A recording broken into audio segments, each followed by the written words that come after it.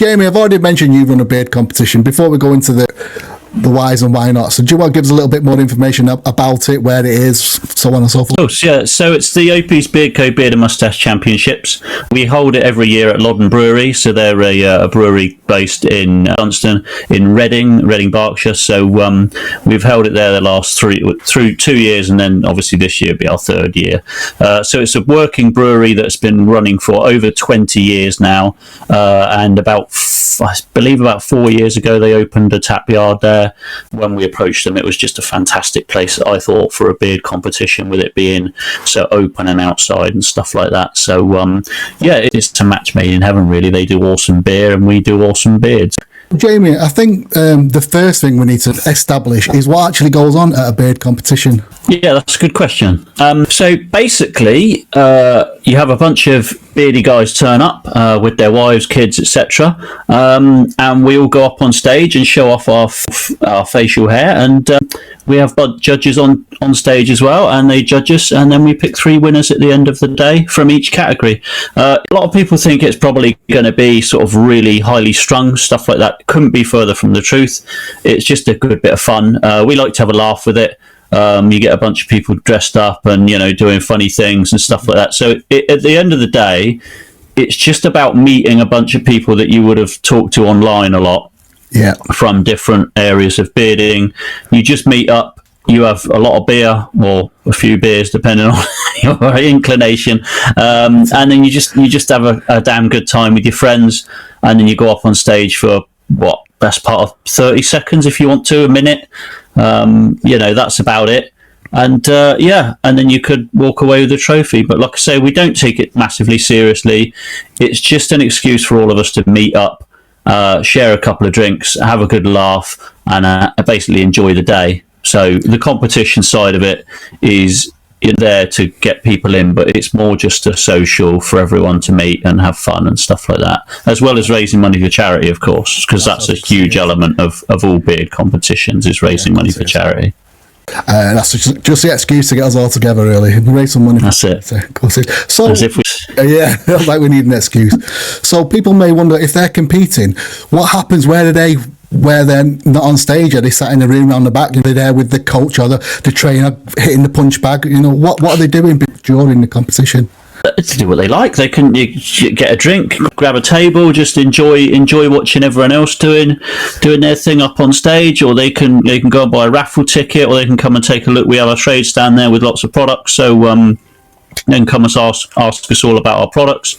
Like I said, it's a working brewery, so they can have a little look around the brewery and enjoy the grounds and stuff like that. It's set in a really nice part of Oxfordshire, so it's beautiful outside of there. But it's just a really chilled day.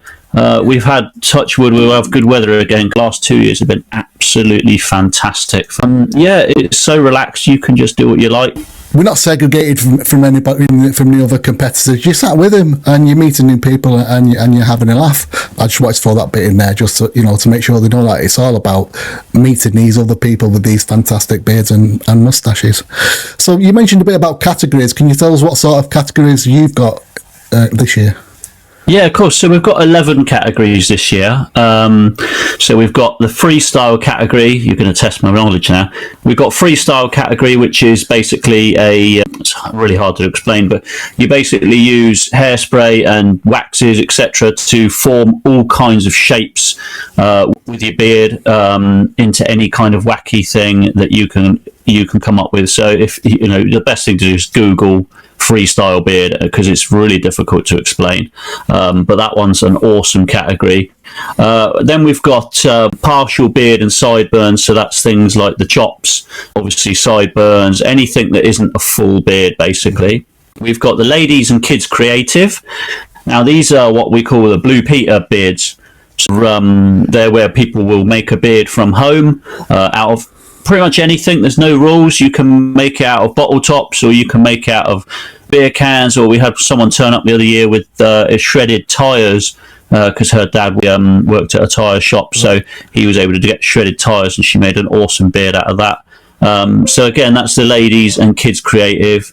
Then we've got obviously full beard over 11 inch, so the big beards. full beard 8 to 11 inch, which is the sort of, well, still big beards, but not the biggest. And then you've got a under 5-inch beard, so they tend to be the business beards, and we do that in natural, so natural mustache, and we also have a category for styled mustache.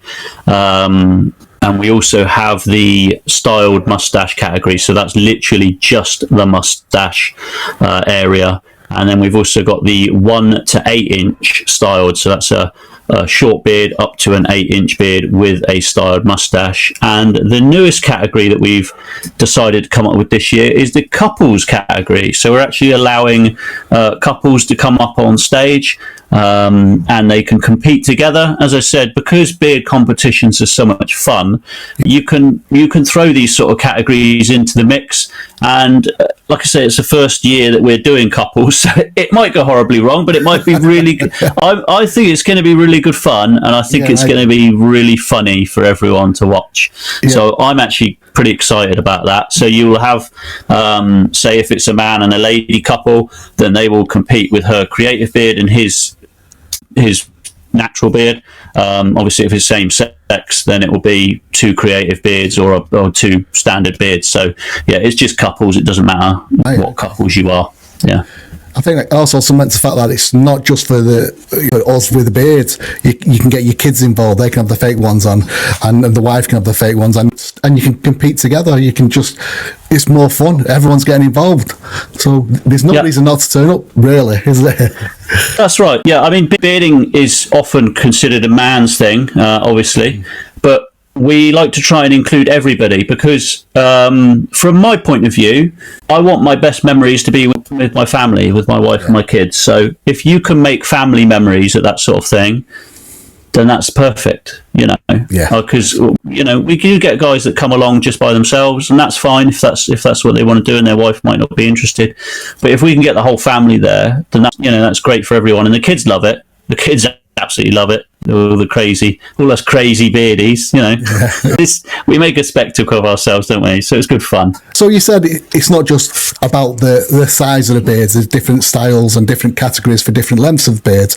Can you tell me how the judges, or give us a bit of advice on how judges determine who wins?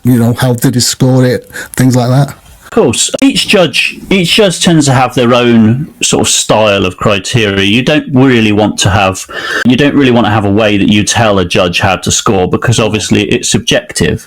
For me, I look at things like symmetry, how it's trimmed up. It's difficult to explain, but you know a good beard when you see one. You really do. You also have to include, some judges take this a bit more seriously than others in terms of stage presence. So if you're a bit of a showman on stage, they might give you a little extra half point or extra point for that. It is to do with just the symmetry of the beard, how it's all shaped up, and especially if the mustache is curled correctly, the symmetry in that. But yeah, a good beard when you see one. So it's basically just look at the beard, and if you think, wow, that's going to be a 10. And obviously if it's a little bit out of place, then you knock a point off, etc. So yeah, we don't usually like to tell our judges exactly what we want them to score it on. We want them to score it based on what they think. But generally speaking, symmetry, how the beard sits and how it's styled, is usually plays a big factor. Are there any rules that the competitors need to follow? Can they all come in with the beard gelled up or coloured, dyed beards? Is that allowed? Traditionally, you wouldn't be allowed to have a dyed beard. I'm not too fussed with if they turn up with a dyed beard, because we don't really judge on colour and stuff like that anyway. What we do say for the beard is that they're not to have sort of a too much of a wax product in the beard, because then what that does is it just helps the beard to sort of, it almost ends up like a plastic thing attached to your face then. So we say sort of a light balm or oil is fine. The only other thing we ask is that obviously people turn up with the correct length of beard for their category. So for instance, the 1 to 8 inch styled category, your beard has to sit within 1 to 8 inches long. The way you measure it is from the bottom lip down to the bottom of the beard. So if I was to turn up into that category, the 1 to 8 inch, and I turned up with my beard over 8 inch, I would not be permitted to compete in that category. There's other rules as well. So, you know, if somebody turns up with a fully styled mustache and they've got over stubble, if they've got a short beard, they will not be able to compete in that category. But the judges look out for a lot of things, and if they think that a beard does not fall within that category, they will mark points down because of it. So it's not our job to make sure you're in the right category, it's your job to make sure you're in the right category. Fair enough. And what if a person didn't know, so he turned up, I don't know what category, I'm unsure how to measure it. Could they turn on the day and just say to the person there to get back the ticket from, can I enter the competition? What can I be in for? What category can I be in? Would they be able to decide on the day or get advice from you on the day? So we don't allow people to compete on the day by a ticket to compete on the day. They have to have done that at least 24 hours beforehand. We are there all the time online if they want to ask questions or move categories, etc. And obviously we're there to explain where you measure from and all that sort of thing. So if anyone's ever got any questions, they can just get in touch with us and ask us away as many questions as they like.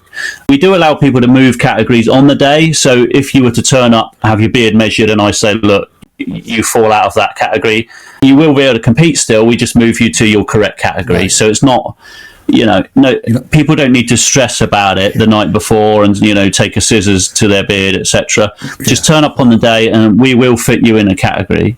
That's basically what I was getting at. So if I turn up on mine's 9.5 inch and I'm in the 8 inch category, you will just up me to the next category.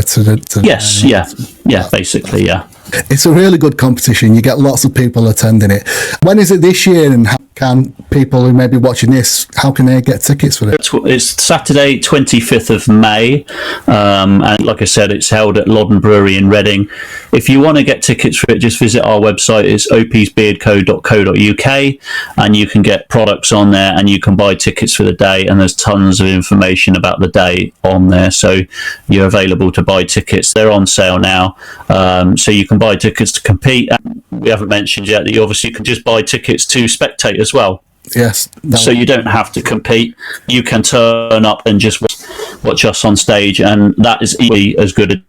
And you've already said, we do these competitions for charity. Can you tell us a bit more about the charity you're doing yours for? Yeah, of course. Yeah, so it's a local charity based in Reading called Daisy's Dream, and they support children.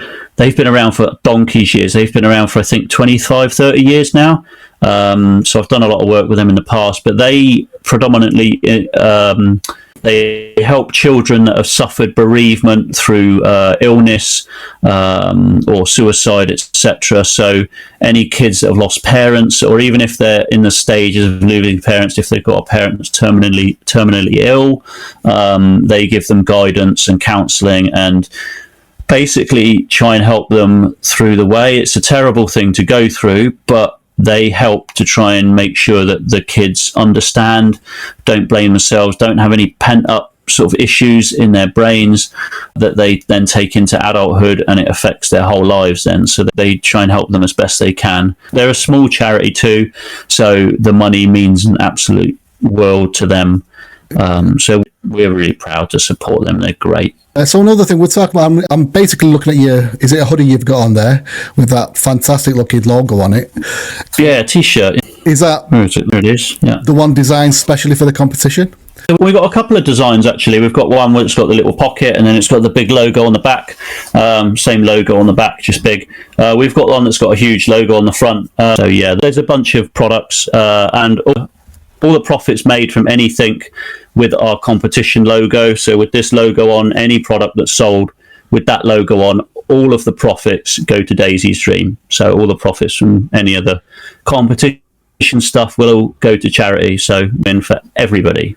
And how do we get that the merch? Do we have to do it on the day, or can we get it online? So they're available on the day. As I said, we're going to have the trade stand at the event, as we always do. But they are available online as well at opiesbeardco.co.uk. And if you follow through the product page on the competition page, it will give you the option to buy any of those products. And if you have trouble finding it, just get in touch and we'll send you the link. One of my bearded buddies over on the Bearded Banter Facebook group, he has a question for you as well, Jamie. This is for Daniel Letras, with the amazing tash that he's got as well. Yes. Okay, so my question would be, what are the golden rules for having a great time at a comp? I think that's a good question, really. That is a good question. I guess it depends on what you enjoy doing the most, really. For me, when I go to a competition, I have the most fun by talking to people that I've met. Mm-hmm. You know, people that I've met online. I enjoy thoroughly spending the day with them and talking to them. Let me fire that question back at you. You know, what do you think makes a great day? Yeah, I would agree with you. Taking part in the competition, the competition is secondary for the event, even though it is a beard competition. I'll say that with my little quotation marks. It's all about getting together with these other people. They're all there for the same thing. They're all there to raise money for charity. They've all got beards. They all want to show off the beard a little bit, or the moustache. And you're just going to meet them. You know them, a lot of them, or at least I do, from other social media platforms. And it's good to meet these people that you don't really get to see properly face to face and eye to eye. So you're going to have a great time chatting to these, because like I say, they're all there for the same reason. So it's so relaxed. You know, they're not staring at you with daggers, looking at your beard. Are you going to beat me? Most people don't really care about the competition. So, I mean, it's great to win, don't get me wrong. It's fantastic to come on with some trophies, and you make some wonderful trophies, so it's nice to have them on your shelf. But it's more for me, it's just about meeting the people. It being at a brewery as well, you can have 1 or 2 cups of tea, shall we say, while you're there. And if you like that sort, I can actually have a cup of tea as well, or a coffee. If you can. I usually have a cup of tea after the event wraps up at about 10 o'clock. Because after the event finishes, of course, forgot to mention this, we usually have a singer come in afterwards. Mm-hmm. So we're available there all evening as well, just to have a wind down and just chill out and stuff like that. So yeah, I usually get a cup of tea about 10:30. And 10 at night. There's lots and lots of different beers you can try. It's not just, the 2 or 3 that they have behind the bar. They've got. Yeah, that's right. So Loddon usually approach a few different breweries over the Berkshire area, and they get some beer shipped in as well. So you're available to try not only their beer, which is fantastic, but lots of other beers that are made around the way as well. As I said, they do.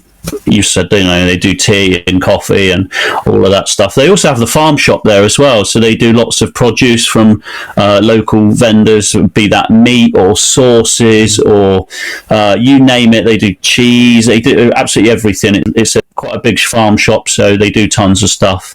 So yeah, you won't be without on the day. You can get pretty much anything you want. Maybe buying a bit of merch, having a go in the raffle. You've bought your ticket to compete, and all this is to raise money for the charity. So you're taking part in that. Yeah, it's the people that take part. It's their money that goes to the charity. So everyone winner, really. If everybody has the attitude that I'm not going to compete because I'm not going to win, then all of a sudden you don't get many people competing, and then all of a sudden you have no competition. No, because with all due respect, we've said many times that it's not about competing, but without the competition, you have no event, so you can't facilitate the rest of it.